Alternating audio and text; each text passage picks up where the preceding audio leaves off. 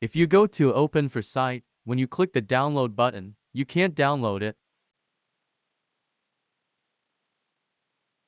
I have tried using 3 browsers, Chrome, Firefox, and Microsoft Edge. Nothing is working.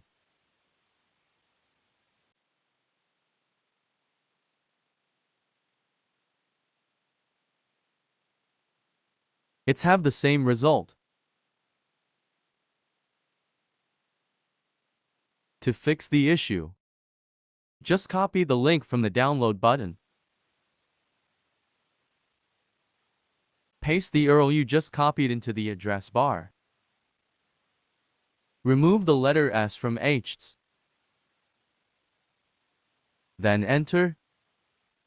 Finally, you get the Open for file.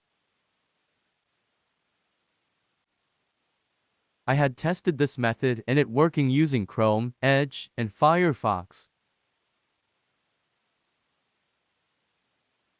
I wish this video might solve your problem. Thanks for watching.